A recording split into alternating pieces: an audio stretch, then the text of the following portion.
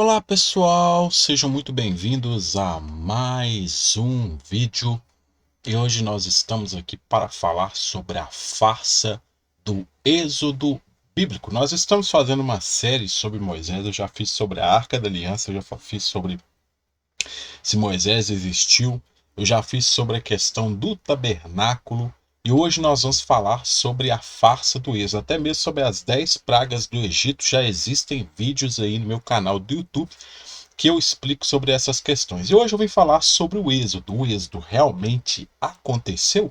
Será que realmente os israelitas saíram do Egito, como muitas pessoas afirmam? Bom, se você quer saber a respeito disso, eu convido você a ficar comigo aqui até o final desse vídeo. Mas antes, é lógico, gostaria de pedir a vocês para você deixar aquele like para nos ajudar aqui a tornar esse conteúdo relevante aqui dentro do canal. Toda vez que você curte o vídeo, você nos ajuda a fazer com que esse conteúdo ganhe relevância dentro aqui do canal do YouTube. E aproveita, pessoal, vai aí, se inscreve no canal, é rapidinho, vai aí, se inscreve, ativa o sininho para você ficar por dentro de todas as novidades que são sempre colocadas aqui sobre vários temas bíblicos e também sobre inteligência emocional, tá? Bom, vamos agora para o nosso esboço. E aí nós vamos saber de uma vez por todas se realmente o êxodo aconteceu. Muitas pessoas colocam que sim, muitas pessoas dizem que realmente ocorreu, e nós vamos ver as provas. O que dizem aí as provas, o que dizem as fontes, e vamos saber de uma vez por todas se realmente o êxodo ocorreu, tá?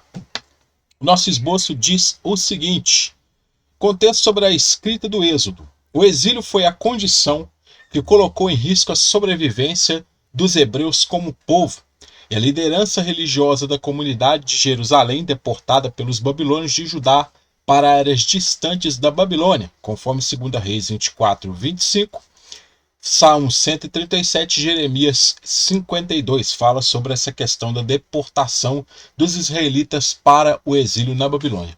Foi fundamental para a manutenção de sua identidade étnico-religiosa. Logo, é imprescindível estabelecer uma relação entre a Torá e o exílio. O fato de as pessoas deslocadas precisarem de instrumentos eficazes para validar um senso de identidade e uma prática de vida teologicamente peculiar produziu uma Torá juntamente com a memória dos eventos que conduziram ao exílio. O que isso quer dizer? Que a Torá, ou seja, os 5 livros da Bíblia que você tem aí, os 5 primeiros livros da Bíblia, Gênesis, Êxodo, Levítico, Números e Deuteronômio, né? Ou no simplesmente o Bereshit, né? O Shemot, né? O Vaikra, o Bamidbar ou o Devarim, esses 5 livros que compõem a Torá, eles foram produzidos por causa de uma necessidade que havia do povo, porque eles estavam vivendo do período babilônico. Vocês vão entender quando que se deu essa composição aqui. Por aí você já está vendo que não é na data que muitas pessoas colocam aí. A pesquisa da Torá mais atual passa pela ideia de que o texto de Gênesis até 2 Reis constitui uma narrativa primária do antigo Israel, narrativa que serviu para a disseminação no exílio da memória do passado israelita como história exemplar e paradigma das crenças e ações dos exilados. Sendo assim, tal memória servia para estimular a fidelidade ao judaísmo diante da ameaça de dissolução da identidade etno-religiosa em contexto babilônico. O que significa isso? Vamos supor, o camarada estava passando pelo exílio, ele estava ali com a sua fé abalada, estava ali estigmatizado por conta que ele saiu de uma situação na qual ele era escravo, e para que ele não perdesse a fé, para que ele não perdesse a esperança no judaísmo, na crença que eles tinham, foi-se composto a Torá ou Pentateuco. Esse é o contexto aí que muitos líderes religiosos não falam para vocês, mas eu estou trazendo aqui. As evidências textuais de que a intenção da retórica da Torá apela para a saída da condição exilada e subjugada são abundantes. Agora você quer ver as provas de que realmente a Torá foi escrita no exílio? Preste atenção aqui, ó. Adão e Eva em desacordo com a vontade de Deus, conforme Gênesis 3. Caim, após cometer fratricídio, recebeu a punição de andar errante pela terra. Vai prestando atenção que todos esses eventos que eu vou falar aqui, eles incluem uma saída. Adão e Eva tiveram que sair do paraíso. Caim teve que andar errante pela terra porque matou o seu irmão. O mito do dilúvio e da construção da Arca de Noé, que narra a história do construtor e sua família durante a grande chuva e da cheia que destruiu toda a carne, sendo o primeiro exemplo bíblico a respeito da necessidade do deslocamento por causa de catástrofes naturais, ou seja, também está incluído no dilúvio. Abraão, né, o Abrão, que passou a vagar na terra após uma ordem de Yahvé que o chamara para deixar a sua terra e a sua parentela e ir para um destino que ele não conhecia. Então você veja que até aqui todas essas narrativas incluem uma partida, ou seja, um êxodo, porque êxodo significa saída, ou seja, saída de uma determinada condição. Então, para vocês verem, Isaac, filho de Abraão, foi constantemente desterrado por causa da perseguição movida pelos filisteus que entulhavam os seus postos e não permitiam que se fixasse em seu território em Gerar.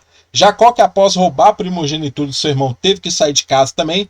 José, que foi desterrado e vendido por seus irmãos para uma caravana de ismaelitas.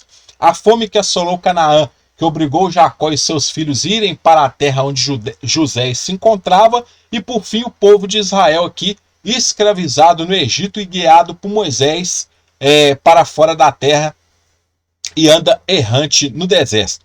A recorrência das saídas, desterramentos, êxodos, exílios são evidência da importância temática da Torá e indício de uma intencionalidade retórica não acidental, encaminhar a audiência do texto a compreender a libertação por meio da saída, tema diretamente relacionado à realidade do exílio na Babilônia e, por extensão, dos subjugamentos posteriores, os quais são ressignificados caso se recorra à narrativa primária persa, grego, ptolomaico, seleucida, romano.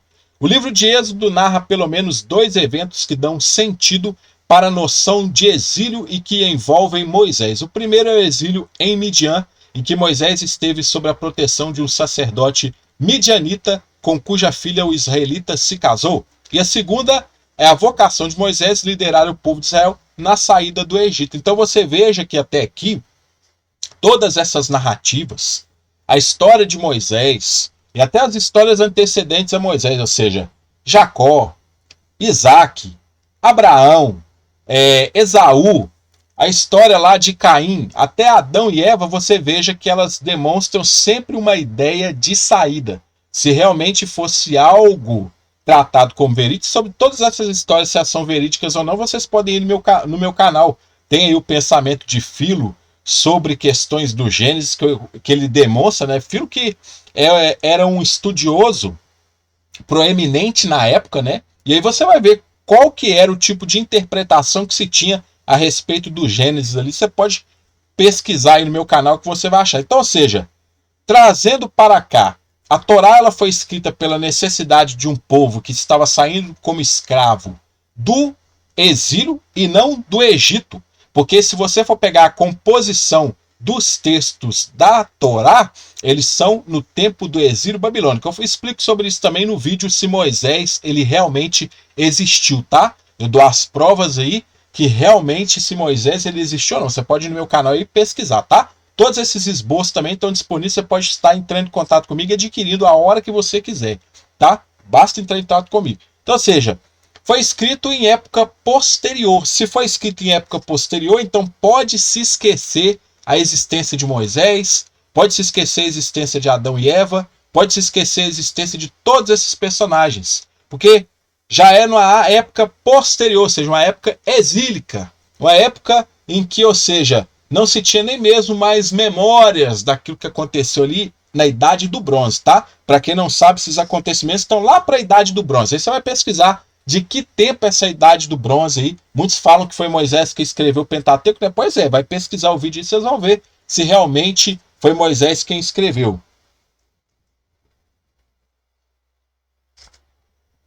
Eu explico tudo isso no meu vídeo lá sobre a existência de Moisés. Em suma, as tradições de Êxodo são orientações para os passos do povo no exílio, e após a saída dele. Em relação aos estrangeiros, o auxílio e compartilhamento com midianitas são aberturas para que se aceite o acolhimento de não-israelitas no empreendimento de saída da Babilônia ou no decorrer da peregrinação desse povo em Êxodo. A epifania divina e a entrega da lei apenas fora do território egípcio são análogas à impossibilidade de Yahvé de se manifestar plenamente na terra da opressão, seja ela qual for. O movimento de Moisés do deserto onde está a montanha de Deus para o Egito, conforme Êxodo 4:18, onde ele resgatará o povo diante da resistência dos opressores, é o próprio movimento da Torá e de quem a conduz. Levada para a Babilônia, a Torá ensinará aos exilados que eles devem se retirar do exílio, que eles sofrerão resistências no caminho, mas que ao fim sairão, tá? Tudo tem referência bibliográfica para vocês pesquisarem, tá bom? Isso aqui não é conto da carochinha, não é meu pensamento, não é a minha crença, a minha fé que eu coloco, mas sim fundamentação, tá? Para vocês tirarem as próprias conclusões. As provas da inexistência do êxodo. Agora eu vou mostrar para vocês por que o êxodo não aconteceu. Ou seja, a primeira prova já é justamente pela narrativa. Pela narrativa ser uma narrativa posterior, ou seja, você já pode esquecer sua composição sendo o período do exílio, então por aí você já vê que as coisas que estão sendo tratadas aí se referem a temas do exílio babilônico, tá? Segunda prova agora que eu vou trazer para vocês aqui alguns elementos históricos aí, tá? Israel sem povo numeroso. Por quê? Se você for pegar textos bíblicos dentro do Pentateuco, dentro da Torá, né? Que muitos atribuem a Moisés, você vai ver que lá fala que o povo, se você for calcular pelos números que é falado, o povo, ele era um povo de mais de 1 milhão de pessoas. E não existem provas arqueológicas de que realmente esse assentamento de tamanho contingente de pessoas, ele aconteceu nos desertos que circundam os Sinais. Tanto falo Sinais no plural, tanto o Sinai, o Monte Sinai tradicional, que é muito menos esse tradicional aí, não suporta mesmo. Tanto o monte considerado, que é o Jebel Musa, né, que é montanha de Moisés, como muitos colocam lá, e muitos pegam aí até mesmo foto que mostra lá um topo de um monte queimado, né? Então, ou seja, nenhum desses territórios eles iriam suportar um contingente de pessoas de mais de 1 milhão, como é colocado na Bíblia, porque a Bíblia fala que tinha ali 600 mil homens, ou seja, fora mulheres e crianças.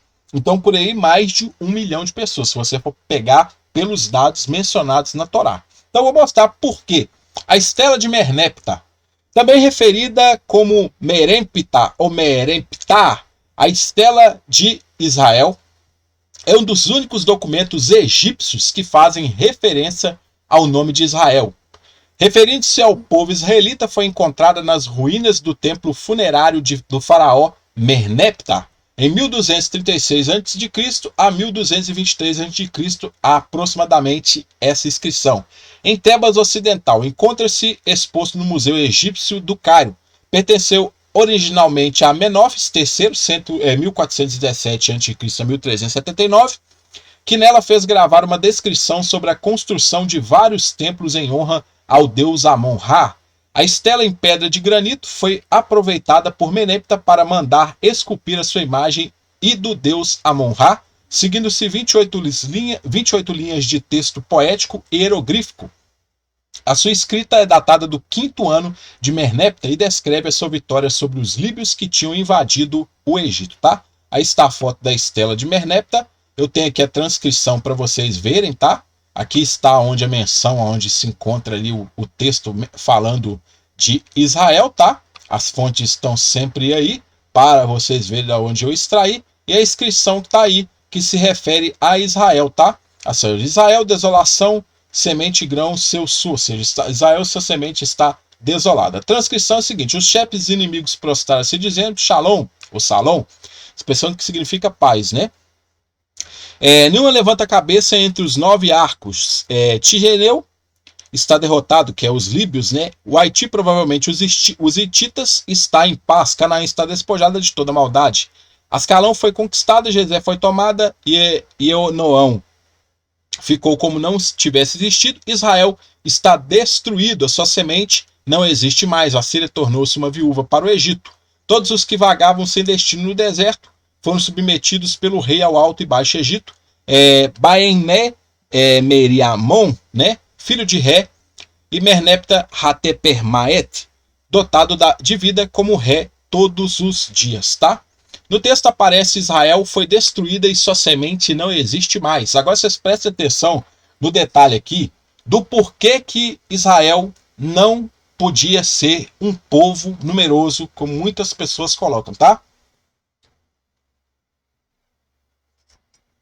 Inclusive tem estudos, artigos de estudiosos, você consegue encontrar na internet, que fala a respeito justamente dessa questão, esse debate que existe das expressões que muitos colocam como ali 600 mil, e outros falam que essa expressão não denota ali essa quantidade, esse contingente de gente, mas um número bem menor, tá? De apenas uma tribo, de poucas pessoas ali.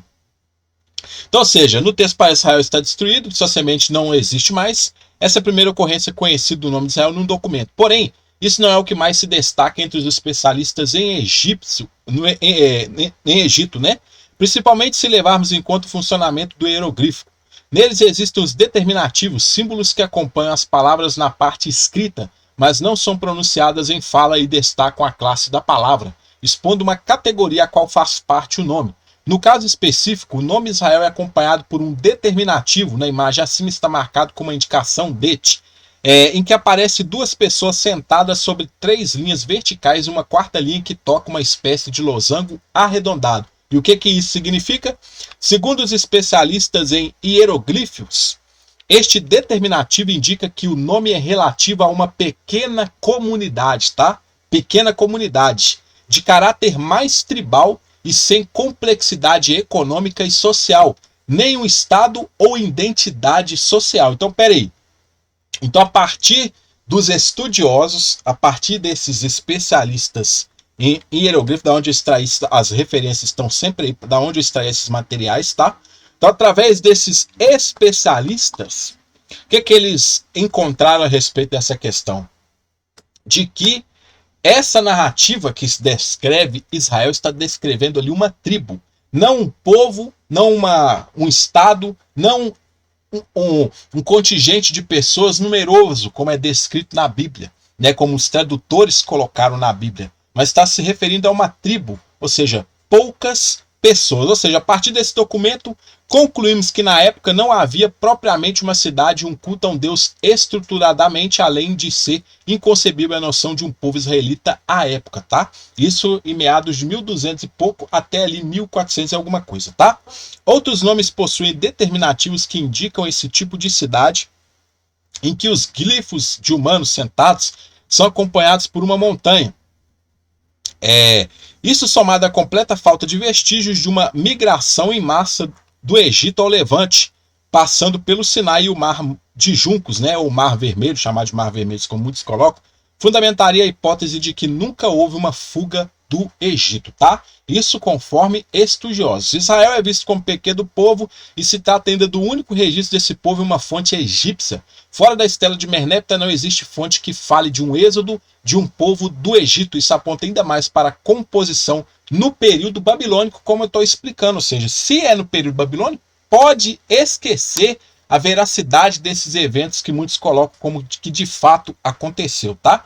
É tudo parte do folclore, tudo parte das lendas judaicas, tá? Tudo isso para dar veracidade, ou seja, trazer esperança, como muitos textos do Antigo Testamento, do Novo Testamento também fazem isso com os cristãos do Novo, para dar esperança às pessoas em uma situação de aflição.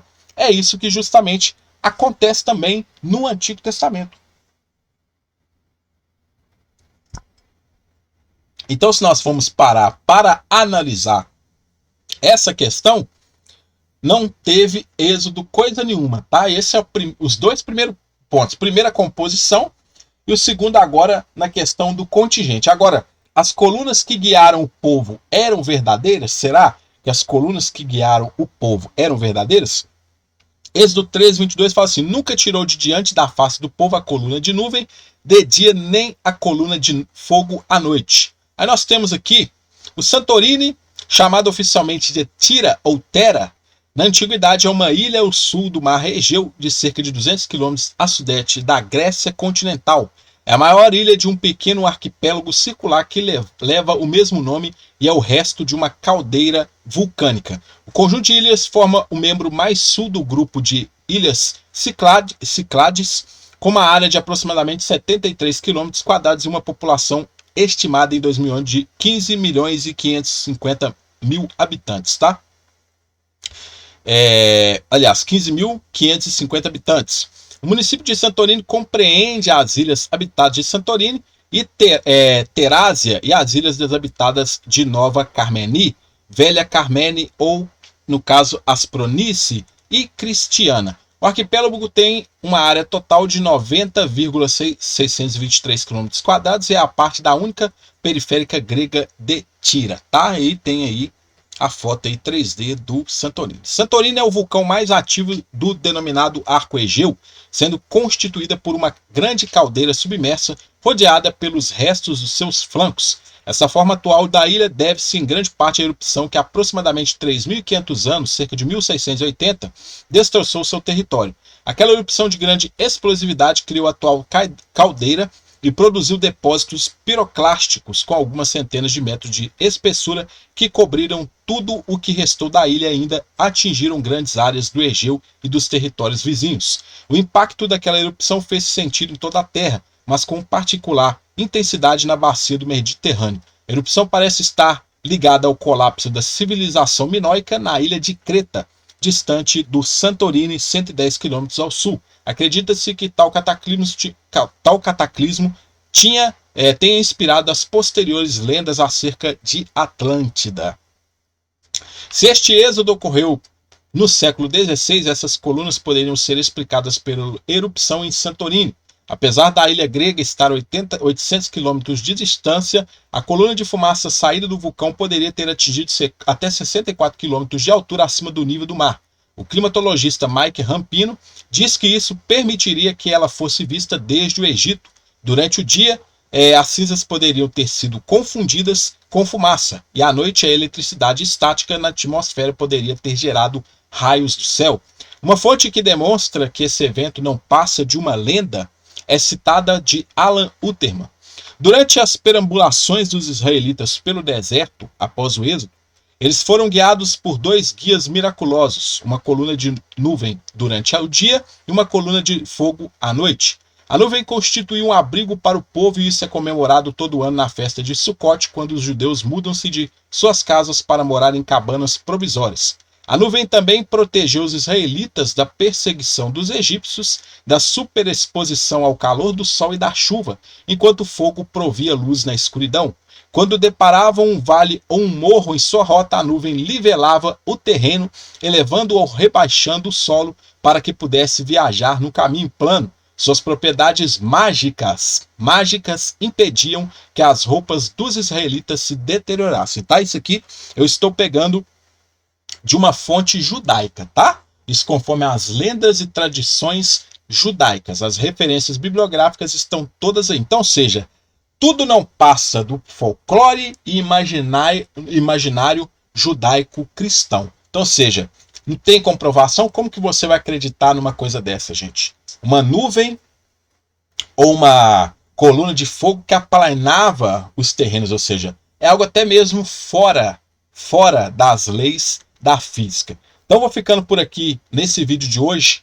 Não deixe de curtir, comentar, compartilhar e não perca o próximo vídeo, onde nós vamos dar continuidade a essa questão. No próximo vídeo nós vamos estar falando sobre o Mar Vermelho. Será que a travessia do Mar Vermelho realmente ocorreu? Então não perca o próximo vídeo da série, tá? Não deixe de curtir, comentar, compartilhar, se inscreva aqui no canal, ative o sininho para você ficar por dentro das novidades. Desejo a vocês muito sucesso, um grande abraço e até a nossa próxima oportunidade.